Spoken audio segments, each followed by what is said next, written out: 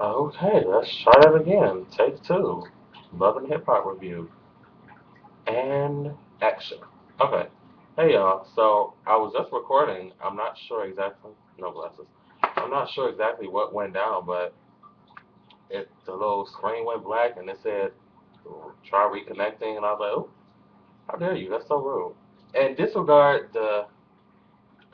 I might look a little scruffier than usual, only because it's 7:45 in the morning and I'm getting ready for class, and I never record this early ever.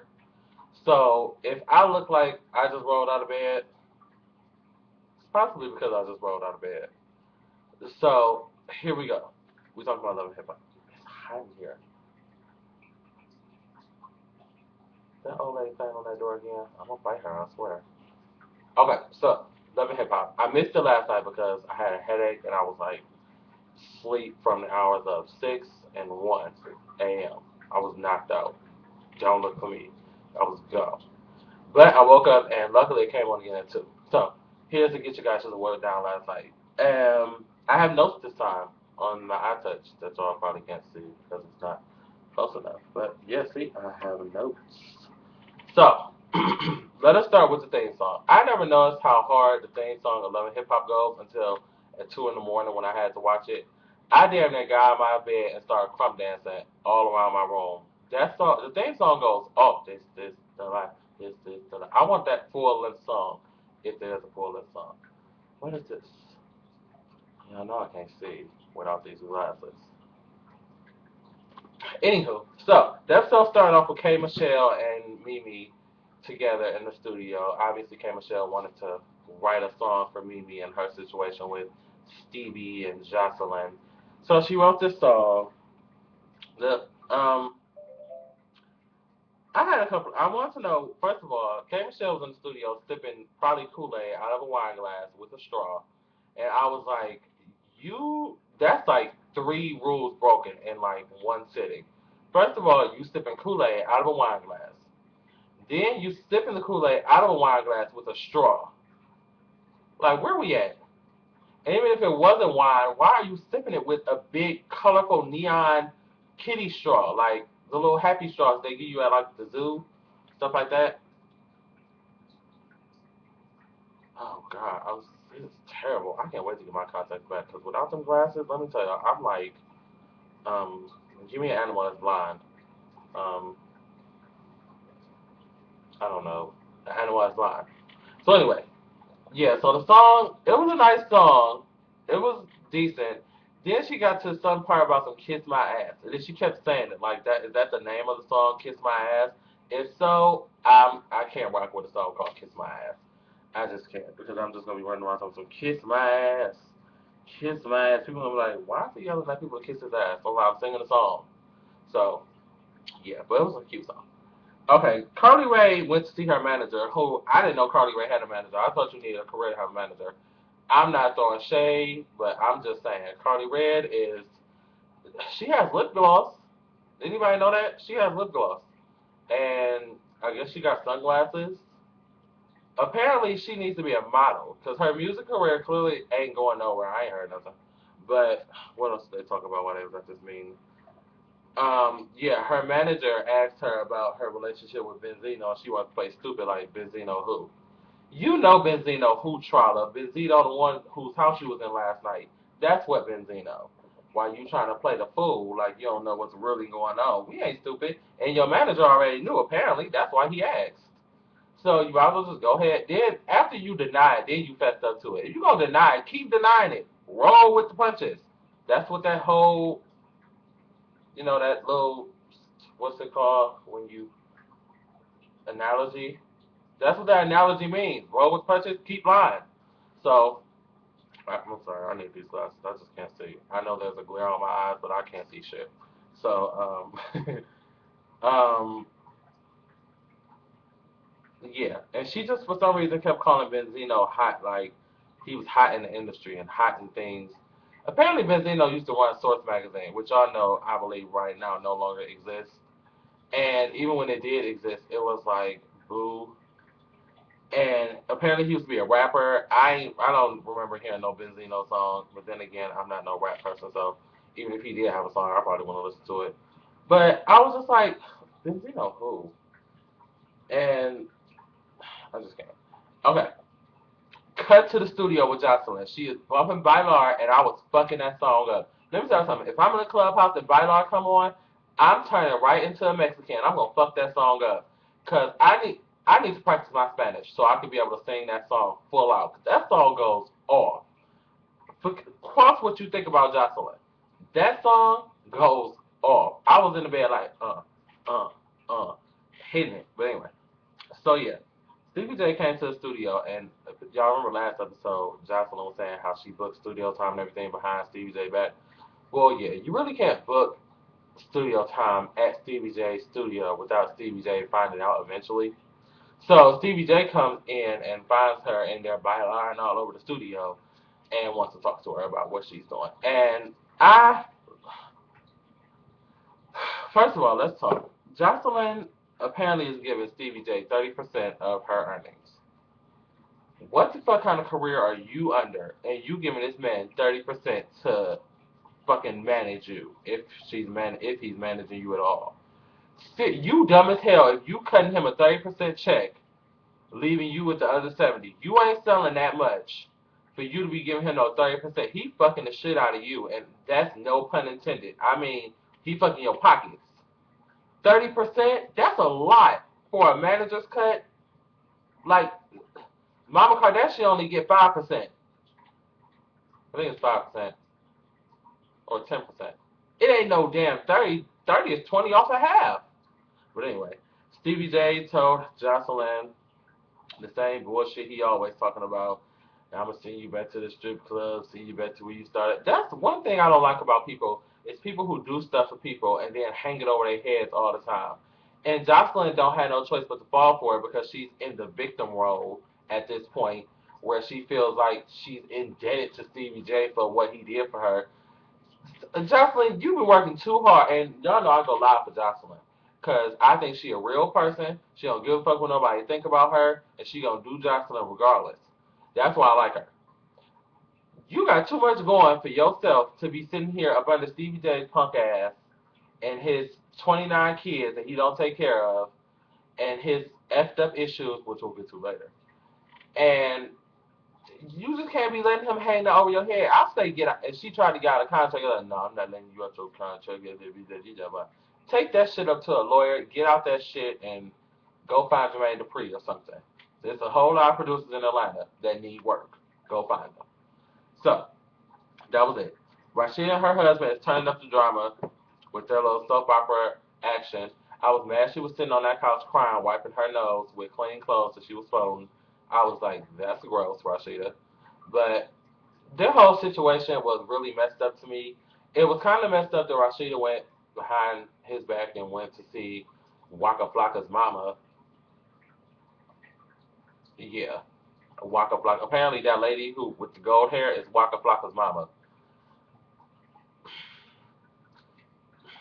Yeah, I'm gonna just let that sit on the back burner and walk away from it on simmer. So yeah, he was basically got fired or stepped down or whatever. Then we cut to Benzino's house and Carly Rae is in the bed and Benzino bought her breakfast. Carly Rae fucking for tracks. And at this point, you really can't fuck for many tracks because Benzino ain't got much of nothing. If you was gonna fuck for tracks, you should have found somebody who was of slight relevance than Benzino. Cause don't nobody, I couldn't even spell, but like when I type Benzino in my iTouch, guess what comes up? An error. It gives the little line, little squiggly line, the red squiggly line there. That's what happens when you type Benzino in here. That just shows how relevant he is. So, and something is really weird about Benzino. For some reason, I don't know if it's the way he looked or the way he talked or the way he acted. Something's just off about him. And he gave her a key to his house after you know her for 2 episodes. You gave her. Now I'm not sure the time frame of 2 episodes because they might, because they edit and chop stuff up in some way. But from the viewer's point of view, you gave her a key after 2 episodes, and you slept with her after one. If you ask me. So that just shows how where her morals lie. Um. Oh, when he told her ass that she wasn't hot, I fell off the bed laughing. I had to pick myself up off the floor. Because he wasn't lying. He straight told her the truth. Like, seriously, Carly Red wants all this, I'm hot this, I'm hot that. I listen to my producer and stuff, and he said, you not hot, so I can't really mess with you. Well, you're not hot either, Carly. You not even lukewarm. You like tempered, like cold, penguin, like freezing. So y'all on the same level. If anything, if you're not lower. Just saying. No shade. Um, so then we cut to a showcase with K Michelle. She was singing some song on stage. And all of a sudden, all the girls are there, and all of a sudden, Stevie J and some people, apparently he's a performer, gets on the stage and sings this song, this whack ass, old tired ass song to Mimi that I just wanted to fall out talking about some damn I love you. I'm sick of fighting and the red and blue and here come the cops and some bullshit. I was like, Mimi, don't fall for this bullshit. And luckily, at that point, she wasn't falling for the shit because I was like, he got that song off a fucking. That's a Kids Bop song. I bet you that's a Kids Bop song. So keep that shit, Stevie. And them suspenders and that beater pissed me off. Um. Okay. What the fuck? Stevie J is dumb as fuck. What with this off and on jacket? I don't believe shit he said. Oh, he took her outside to try to mend things with her after she told him, "Look, I don't want to see your punk ass to me in therapy." He wanted to insist on talking to her anyway, and she went off. She went in and let him have it, and I was like, "Yes, Mimi." And I was hoping she wasn't falling for none of the bullshit he was feeding her, because that's what he is. He's like Scott Disick. Y'all remember how we used to hate Scott from the Kardashians? Because he's very manipulative, very good. He's very good at it. And if you're an enabler like Mimi and Courtney are, then you'll enable him and you'll just stay around. But hopefully she's getting over it. Okay. Lil Scrappy still ain't paying his child support, but he's somewhere at the clubhouse or at the bar or at the pool hall playing with Lil Bucky and taking shots and getting drunk. And he told her this. I'm gonna get into this video. Gonna be 15 minutes, I swear. Okay, he told her, get into this, please get into this. He told Bucky, look, this is how the arrangement went. We said I would give her a lump sum of the child support that equals whatever she would be getting monthly. I think it was $3,000. Where's my calculator? Because I wanted to get into some math of it all. Because I don't believe I'm not the smartest in math. Y'all know I'm passing this math class now, thank God. But I don't believe $3,000 divided by 12, which is how many months are in a year. That's $250 a month. What kind of child you raising for $250 a month? I gotta know. So, yeah, you stuck your foot in your mouth with that one. At least you could have did was lied about how much it was. But $250 a month, and you got the money you allegedly have, and you gave her $250 a month in a lump sum of $3,000 in cash. He had to make sure it was in cash because I'm a little scrappy. Scrappy, have a seat. I'm sick of him, and I'm starting. Well, I'm not sick of Shay yet, or Bucky, whatever her name is. I kind of like her. She's funny. She keeps it real. She understands the situation, and she knows, and she gets it, and all that good stuff. She's not like most other women who just like to shade the baby mama. She still, gets it on the baby mama side, but she like, look, you need to get shit together. So that's that. At this point in the episode, I was missing Jocelyn. I was wondering where the fuck she was because they only showed her for that first little bit, and I was pissed. Um, okay, K Michelle went on some date with some dude that I believe she got off eHarmony because this man was random as fuck. Like, never seen him on the episode. He wasn't even no background person, no stand-in, nothing. Never seen him before. So I'm gonna look her up on eHarmony. Um, she was flooring around. That little freak song that they was playing, I like. Okay, Vince was on the episode. You know, Vince Tamar Braxton's husband and manager to Lady Gaga and things of that nature. So Benzino apparently set this up for Vince to talk with Carly Red's ass.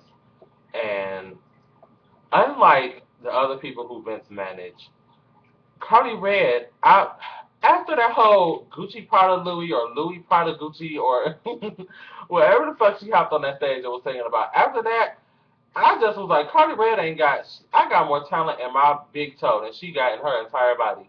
So, seriously, if you think you on the caliber to be managed by the same person as Lady Gaga, the Gog, hell no.